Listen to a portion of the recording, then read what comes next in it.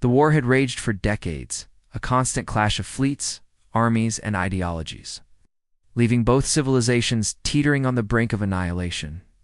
On the edge of the contested star system, the negotiation chamber floated silently in the void, a neutral station orbiting a dead planet. It was here that an alliance, or perhaps the fragile pretense of one, would be born. Amara, the young princess of her people, stepped onto the chamber's polished floor, her armor glinting faintly under the artificial lights. Her nation's leaders had made a bold, desperate decision. She would marry the enemy general. The hope was that a bond of blood and loyalty would finally bring an end to the endless fighting. She had never met him. The enemy general's people were shrouded in myths and warnings. They were said to possess abilities that could bend minds, manipulate matter, and even alter the very course of battle without conventional weapons. Their power was forbidden knowledge, spoken of in fearful whispers across every system they touched. Marrying one of them was both a political risk and a personal gamble. When the doors opened, he appeared. Simple, unassuming at first glance, tall, lean, with eyes that seemed to carry centuries of silent understanding. His name was Eli, and unlike the legends, he did not radiate intimidation. There was a quiet strength about him, a presence that drew the room's tension toward him rather than against him. Their first meeting was brief, formal. Words were exchanged about treaties, territories, and terms, but behind the careful diplomacy, there was curiosity. Amara felt a tan instinctive awareness that he was not merely a man of military prowess, but something more. Something the elders had only half dared to whisper about. The wedding was swift. A legal, ceremonial unification performed in the same chamber where negotiations had taken place. No grandeur, no elaborate festivity had stolen such luxuries. Yet, as Amara stood beside Eli, a strange serenity settled over her. The fear, the anger, the decades of conflict, it all seemed to pause. If only for a heartbeat. At first, life together was cautious. She observed him, noted the little oddities, the way he could sense the smallest fluctuations in the environment, how his voice sometimes seemed to echo in her mind, carrying thoughts unspoken. His abilities were subtle at first, almost imperceptible, and she chalked them up to his training and intelligence. But then came the moment she could no longer ignore the truth. They were on the observation deck, watching the remnants of a battlefield below. Ships drifted like wreckage among asteroids, the silence of space amplifying the devastation. Amara was speaking of strategies of how to rebuild when Eli reached out. Lightly placing his hand on a shattered ship's hull, the metal bent without tools, reshaping itself as though responding to an invisible will.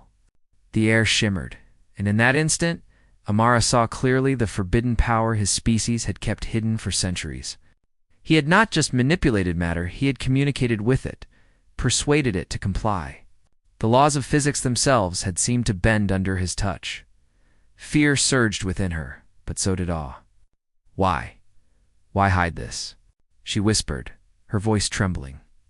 Eli's gaze was calm, almost sad. Because they feared what it could do in the wrong hands. My people learned long ago that knowledge without control is destruction. That is why our powers are forbidden by us, not by them. Mara studied him, realizing that he was not the monster the war stories had painted. He was a steward of an ancient legacy, burdened with responsibility rather than desire for dominance. Yet the implications were staggering. If this power were unleashed openly, could end the war obliterate both there.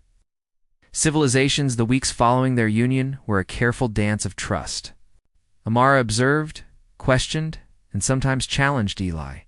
He never concealed his abilities, but he also never used them frivolously. And slowly she began to understand the depth of his discipline, the weight of his restraint.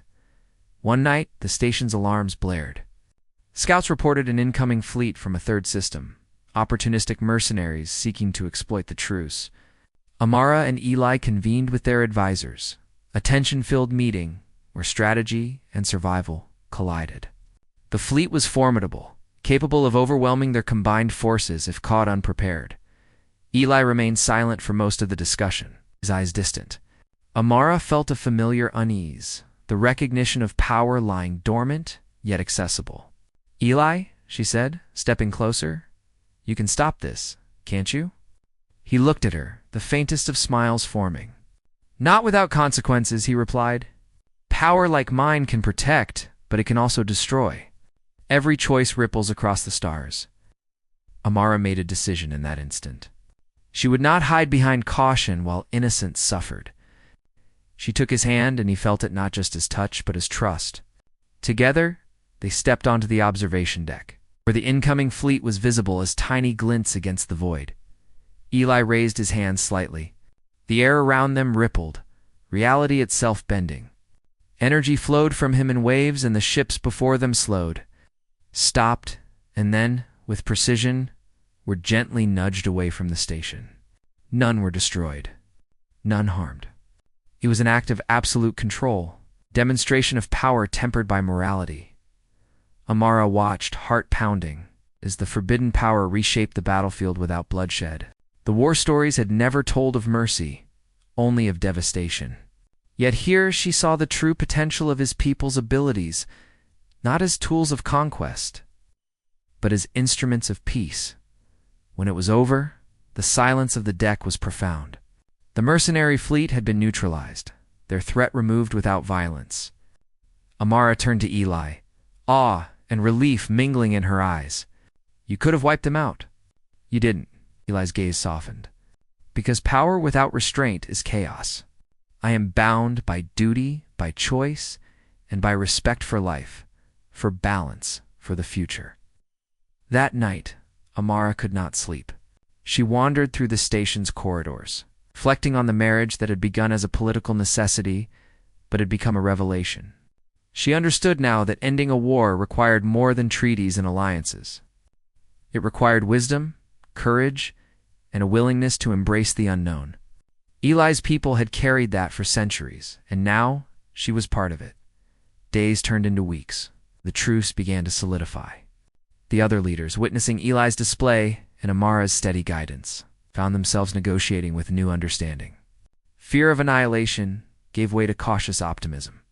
Their union, once seen as a mere political maneuver, became a symbol of potential harmony, yet not all welcomed this change.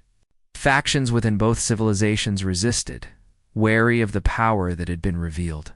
Assassinations, sabotage, and whispers of rebellion threatened to undo the fragile peace. Amara and Eli faced each challenge together, their bond strengthening not just as husband and wife, but as leaders navigating uncharted paths and private moments. Amara pressed Eli further about his species' powers. He spoke of the discipline required, the rigorous training from childhood, and the ethical codes that governed every action. "It is not enough to have strength," he explained. "You must understand when to act, when to hold back, and the cost of each decision. That is the true forbidden knowledge." Mara listened, learning, absorbing, and growing into a partner capable of understanding, not just the surface of his power, but its philosophy. In time, she too began to sense subtle shifts in the world around them, hints of perception that were not purely physical, the beginnings of a connection to the energy that flowed through Eli and his people. The culmination of this understanding came during a final test of leadership. A rogue faction attempted a massive assault on the neutral station, seeking to ignite war once more. Amara and Eli faced the threat together. She coordinated defenses, inspired troops, and guided decisions with insight gleaned from observing Eli. In turn, focused his power with precision, neutralizing weapons, redirecting energy, and safeguarding lives without unnecessary harm. When the attack ended, the station remained intact. Lives had been saved. The war's shadow had begun to lift. And in that victory, Amara realized the full extent of what she had uncovered.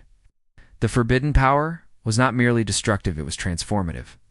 It had the capacity to reshape not only the physical world, but the hearts and minds of those willing to understand it. Standing beside Eli, she finally grasped the truth behind the centuries of secrecy. His people had hidden their power not out of malice, but out of reverence for its potential. And through marriage, trust, and courage, she had become the first from her civilization to witness it fully on. to wield its influence wisely in the pursuit of peace. Together, they looked out into the expanse of stars, a silent vow passing between them. War would no longer dictate the terms of their future. Through understanding, restraint, and the courage to embrace what was once forbidden, they would chart a new path not just for themselves, but for every world caught in the cycle of conflict. And in that quiet moment, Amara knew that the true power of Eli's species was not in what they could destroy, but in what they could survive, that the legacy of their people, long hidden in fear and secrecy, would finally guide the galaxy toward a dawn of hope.